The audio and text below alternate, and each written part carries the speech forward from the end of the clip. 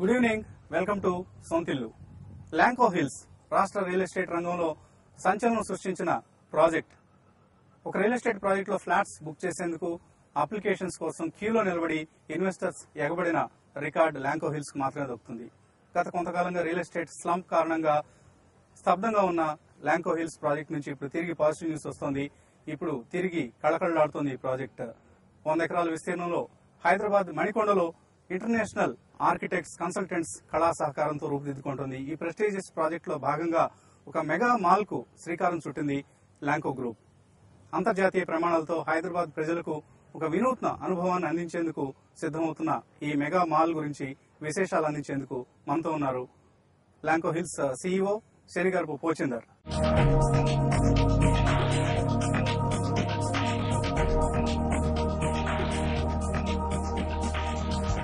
Congratulations.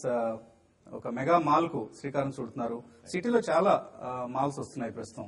So రకరకాల malls అందుబాటులో ఉన్నాయి. మనకి చాలా పెద్ద మాల్స్ కూడా ఉన్నాయి, జీవిక లాంటివి. సో అటువంటి మాల్స్ కు భిన్నంగా మీరు ఎటువంటి మెగా మాల్ ని ఇక్కడ తీసుకురాబోతున్నారు? జంట నగరాల ప్రజలకు ఎటువంటి మెగా మాల్ ని అందించబోతున్నారు?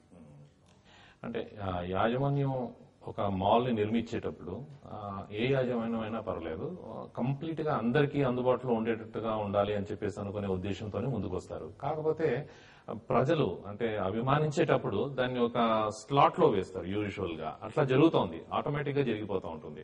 ఒక మాల్ గురించి ఆలోచిస్తే మనకి అది కేవలం ఒక షాపింగ్ మాల్ లాగానే మనకు మైండ్ లో ఉంటుంది. ఇంకొక మాల్ అయితే మోస్ట్లీ రెస్టారెంట్స్ కే మనం వెళ్తా ఉంటాం ఆ మాల్ కి.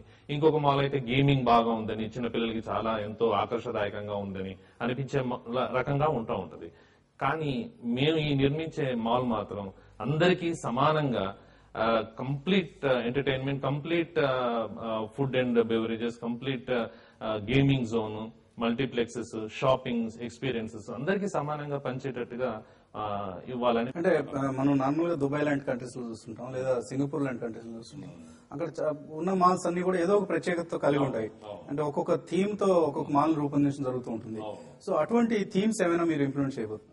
అంటే ఈ ఎంటైర్ ఈ 6 రకాల విభిన్నమైనటువంటివన్నీ రావడమే, ఒక గొడుగు కింద రావడమే ఒక వినూత్నమైనటువంటి ప్రయోగం మాది.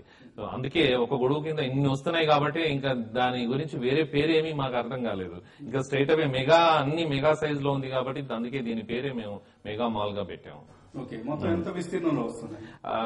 మొదటైతే టు బిగిన్ విత్ 9.5 లక్షల అడుగుల చదరపు అడుగులతో మొదలెడతామండి. అంటే కంప్లీట్ బిల్టప్ స్పేస్ ఏమో 18 లక్షల చదరపు అడుగులు, పూర్తిగా కంప్లీట్ అయిపోయేసరికి 30 లక్షల చదరపు అడుగులతో కంప్లీట్ అవుతుంది. ఎకరాలు చూస్తే ఈ మాల్ ఎంత ఏరియాను ఆక్యుపై చేస్తుంది? ఇది సుమారు 9.5 ఎకరాల మీద ఆక్యుపై చేస్తూ ఉంటుందండి. 60% మాల్, 40% పార్కింగ్.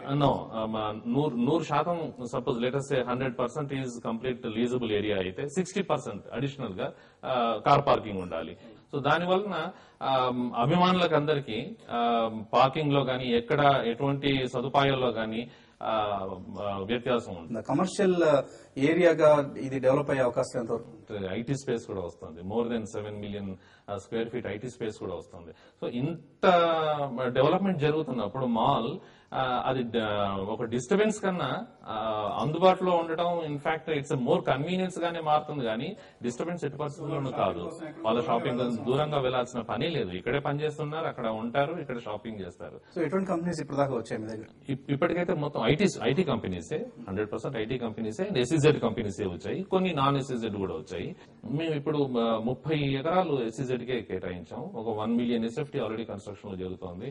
ఆల్రెడీ సుమారు 6 కంపెనీలు ఆల్రెడీ ఇంక్యుబేషన్ స్పేస్ లో ఉన్నాయి. ఇది నాన్ ఎస్ఈజెడ్ లో 4 కంపెనీస్ ఆల్రెడీ మొదలయ్యాయి ఇందులో. సో ఇంకా పోను పరిస్థితి మెరుగ్గానే ఉంటుందండి. మల్టీప్లెక్స్ కూడా మాల్లో ఇప్పుడు కామన్ గా ఉంటున్నాయి. మనం హైదరాబాద్ చూస్తున్నాం, ప్రతి మాల్లోనూ ఒక మల్టీప్లెక్స్ వస్తుంది. సో మీరు కూడా ఒక మల్టీప్లెక్స్ ప్లాన్ చేస్తున్నారు? టు బిగిన్ విత్ 8 స్క్రీన్స్ అండి, 8 స్క్రీన్స్ మల్టీప్లెక్స్, ఫైనల్ గా 12 స్క్రీన్స్ అవుతాయి. సో ఈ మల్టీప్లెక్స్ మాత్రం యూజువల్ గా మల్టీప్లెక్స్ కనుకోకూడదండి. It will be out of the IMAX లాంటి ఒక ఐమాక్స్ ఉంటుంది ఇందులో, బిగ్ స్క్రీన్ కూడా ఉంటుంది. బిగ్ స్క్రీన్ ఒకటి, అది కేవలం అదొక హంగు మాత్రమే. అది కాకుండా even seat to seat distance కానీ ఎంటైర్ ఎక్స్పీరియన్సే కంప్లీట్ గా వరల్డ్ క్లాస్ ఎక్స్పీరియన్స్ తీసుకొస్తున్నాం. మాల్ నిర్వహణ పూర్తిగా మీరే చేపడతారా లేదా అవుట్ సైడర్స్ కి ఇస్తారా? లేదు, మాల్ నిర్వహణ అన్నది ఒక ఎత్తు. To begin with mall even leasing కూడా ఇంటర్నేషనల్ ఐపీసీస్ తో ఆల్రెడీ టైఅప్ అయిపోయాము. సో మాల్ నిర్వహణ కంప్లీట్ గా ఒక సెపరేట్ టీమ్ ప్రిపేర్ చేసాం.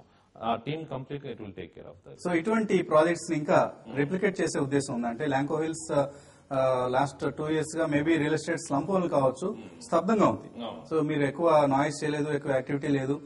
కొంతమంది బుకింగ్స్ తీసుకున్న వాళ్ళు వెనక్కి వెళ్లిపోయారన్న వార్తలు వచ్చాయి, రకరకాల న్యూస్ వచ్చాయి, నెగిటివ్ న్యూస్. ఇప్పుడు తిరిగి పాజిటివ్ న్యూస్ ఫ్లో అవుతున్నాయి మీ ప్రాజెక్ట్ నుంచి. సో ఈ స్తబ్దతకి కారణం ఏంటంటారు? స్లంపా లేక ఇతరత్ర కారణాలు ఏమైనా ఉన్నాయా? స్లంప్ డెఫినెట్ గా ఒక కారణం, ఇంకా సోషియో పొలిటికల్ ఇష్యూస్ కూడా కారణం, కోర్టు కేసు కూడా కొంత మటుకు కారణం. వీటి వలన కంపల్సరీగా మేము అంటే వెనక్కి జరగాల్సిన అవకాశం వెనక్కి జరిగాం. దాంట్లో ఎటువంటి భేదాభిప్రాయం లేదు, సందేహం అంటూ లేనే లేదు. కాకపోతే ఇప్పుడు అవన్నీ క్లియర్ అయిపోయాయి కాబట్టి ఇప్పుడు మళ్ళీ మేము ముందుకు వస్తున్నాం. సో ఇంకా ఇప్పుడు వి ఫీల్ అంటే ఇంకా పోను ఇంకా ఒక్కటండి, అంటే మీరు మొదట్లోనే అన్నారు 5 ఏళ్ల క్రింద సంచలనం సృష్టించిందని. మేము ఈ సిటీకి ఒక కమిట్మెంట్ చేసాం. 5 ఏళ్ల క్రింద మేము ఈ విధంగా ఇట్లా డెవలప్ చేస్తాం.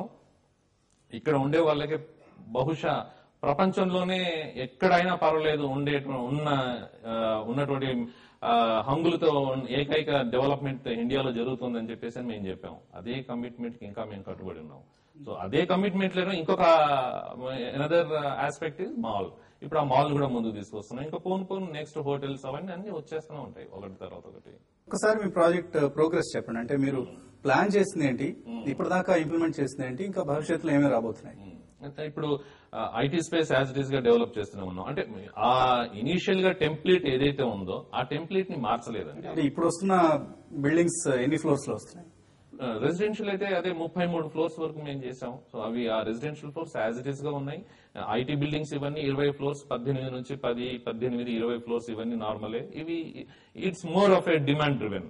ఐటీ స్పేస్ అన్నది మామూలు అంటే అందరికీ విషయం కాదు కదా, అందరికీ సంబంధించిన విషయం కాదు. ఇది ప్యూర్లీ బిజినెస్ విషయం కాబట్టి ఇది డిమాండ్ సప్లై బట్టి ఇది వస్తూ ఉంటది. బట్ అదర్ అయితే మాల్స్ అవన్నీ height is not the criteria, it is the size is the criteria. In fact మేము ముందు మాల్ చెప్పింది కేవలం 2.2 million. ఇప్పుడు now our final mall will be 3 million SFT. So in fact కాస్త పైకే వెళ్తాం కానీ ఇంకా తగ్గించే ప్రసక్తే లేదు. మీరు డిలే జరిగింది ప్రాజెక్ట్ ఎగ్జిక్యూషన్ లో. అఫ్ కోర్స్ మిగతా సిటీలో ఇతర డెవలపర్స్ ప్రాజెక్ట్స్ జరిగినట్టు మీ ప్రాజెక్ట్ లో కూడా జరిగింది. సో ఈ డిలేకి కస్టమర్స్ స్పందన ఎలా ఉంది? అంటే కస్టమర్స్ ఏమైనా కంప్లైంట్ చేశారా? రెసిడెంట్స్ ఎవరైతే ఇక్కడికి వచ్చి ఉందాం అనుకున్నారో, ఎవరైతే ఇక్కడ జెన్యూన్ బయర్స్ ఉన్నారో వాళ్ళ నుంచి ఎటువంటి స్పందన వచ్చింది? అసలు మొదటి నుంచి కూడా అండి మా అటాక్ ఎంతసేపు కేవలం ఎండ్ యూజర్ మాత్రమే మేము మొదటి నుంచి మేము చెప్పుకొచ్చాం. అందుకే even transfer of the property, even transfer of the application కూడా జరగదు. ఇటువంటివి కొన్ని బిల్టింగ్ చేసాం. అట్లాగే క్యాష్ ఎట్టి పరిస్థితుల్లో లేదు మా దగ్గర. ప్రాక్టికల్ గా zero cash involvement, everything is transparent. కాబట్టి ఇవన్నిటినీ ఎందుకు చేసామంటే అల్టిమేట్ గా ఎండ్ కస్టమర్ కోసమే మేము చేసాం. ఈ దళారీ వ్యవస్థ ఇటువంటివి మధ్యలో రాకుండా ఉండడానికి మేము ఇవన్నీ చేసిన తపనండి. ఆ ఎండ్ కస్టమర్స్ ఎప్పుడైతే మా ఎంబడి ఉన్నారో, పర్టికులర్లీ మా స్టైల్ ఆఫ్ వర్కింగ్, మా ట్రాన్స్పరెన్సీని చూసి they are totally wedded to us. They are still have total repose. అలాగే మొత్తం ఫ్లాట్స్ ఎన్ని, అందులో ఎంతవరకు మీరు అమ్మారు, ఇంకా ఎన్ని అమ్మాల్సి ఉంది? ఇప్పుడు మొదటి దాంట్లో మేము 900 ఫ్లాట్స్ అండి, 800 ఫ్లాట్స్ వరకు ఆల్రెడీ అమ్మేసాము. ఇంకొక 700 ఫ్లాట్స్ ఆల్రెడీ సేల్ లో ఉన్నాయి. అవి అందులో ఆల్మోస్ట్ 30% వరకు బుక్ అయినాయి. కానీ మేమే కొద్దిగా వీఆర్ నాట్ సో అగ్రెసివ్, అంటే కొద్దిగా ఆగుతున్నాం. ఎందుకంటే కొంత సిచ్యుయేషన్ ప్రాబబ్లీ బాగుపడిన తర్వాత మళ్ళీ మేము మార్కెట్కి వస్తాం. సో ప్రస్తుతం ఏ రేట్ దగ్గర?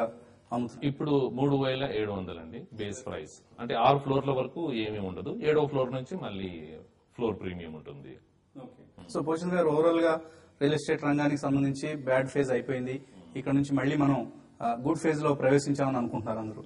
సో లాస్ట్ 6 months లో కొంత ప్రైసెస్ కూడా అప్రిషియేట్ కావడం జరిగింది, ఆల్మోస్ట్ మేబీ 15 to 20%. ఇటువంటి ప్రైస్ ట్రెండ్ మిడిల్ క్లాస్ కొంతవరకు హఠాత్ పరిమాణం. ఎక్కువ మంది లాస్ట్ ప్రైసెస్ తగ్గిన అంశాన్ని ఎక్కువగా వినియోగించుకోలేకపోయారు. సో ఇక్కడ నుంచైనా వాళ్ళు కొనుక్కోవడం స్టార్ట్ చేయొచ్చా, లేదా మళ్ళీ ఇంత ముందులాగే ప్రైసెస్ తగ్గే అవకాశాలు ఏమైనా కనిపిస్తున్నాయా? నేనైతే అటువంటి దశ చూడట్లేదండి. ఇప్పుడు ఇంకా ఫర్దర్ గా రేట్స్ తగ్గుతాయి అన్నటువంటి అవకాశం మాత్రం కనిపించట్లేదు.